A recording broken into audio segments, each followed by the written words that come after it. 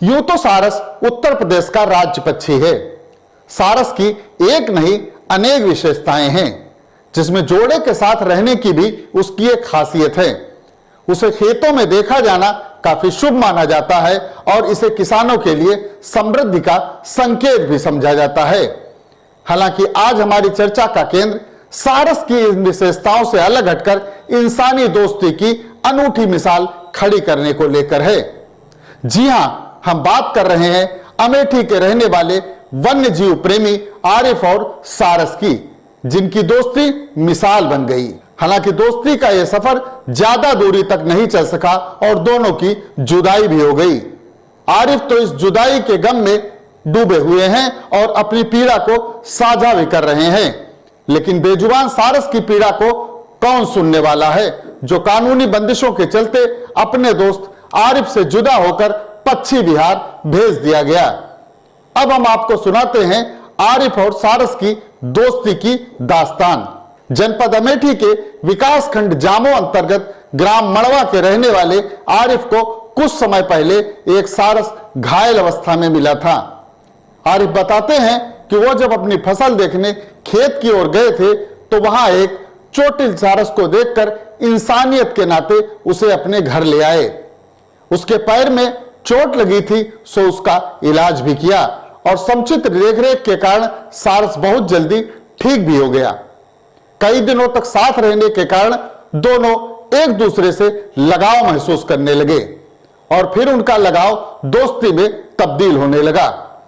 कहते हैं कि इंसान तो खुदगर्ज होता है, लेकिन बेजुबान पक्षी हो या जानवर, वो हमेशा वफादार ही होता है।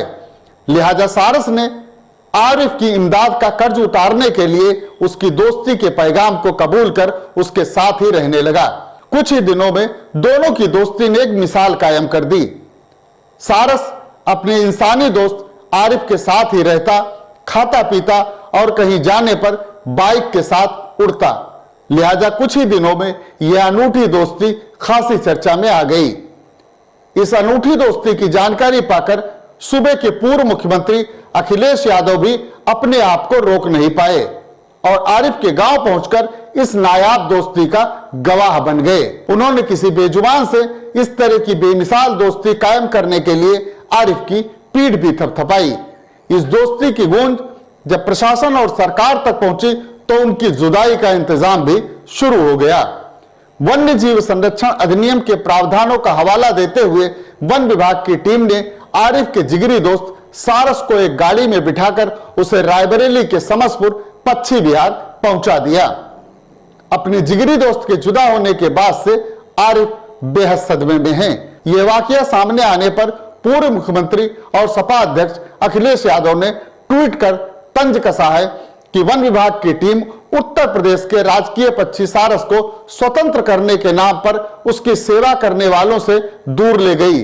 देखना यह है कि राष्ट्रीय पक्षी मोर को दाना खिलाने वालों से स्वतंत्र करने के लिए क्या कार्रवाई की जाती है। पूर्व सीएम ने आज दूसरा ट्वीट करते हुए कहा कि भाजपाइयों को प्रेम के पर्यावरण से प्रेम नहीं है, चाहे वो इंसान इंसान के बीच हो या फिर इंसान परिंदों के बीच हो। दूसरों को दुख देकर उनके दुख में अपना सुख ढूंढने वाले कभी खुश नहीं हो सकते। मानवीय संवेदना से जुड़े इस पूरे मामले में ट्विटर पर तमाम लोगों की क्रिया प्रतिक्रिया का दौर लगातार जारी है। इनसे सारस इसलिए छीन लिया गया क्योंकि मैं इनसे मिलने चला गया। सारस इनसे छीना है इसलिए केवल मैं इनसे मिलने चला गया, मैं इन्हें बधाई देने चला गया। क्या यही लोकतंत्र है? सारस की एक विशेषता यह भी है कि वो हमेशा जोड़े के साथ रहता है। जोड़ा बिछड़ने के बाद वो ज्यादा दिनों तक जीवित नहीं रहता और बिछुओं में ही अपने प्राण त्याग देता है। उसका एक जोड़ा तो पहले ही बिछड़ गया था, लेकिन अब इंसान से दोस्ती का यह जोड़ा बिछड़ने के बाद वो कितने दिनों तक जिंदगी का सफर तय करेगा, यह देखने वाली बात होगी।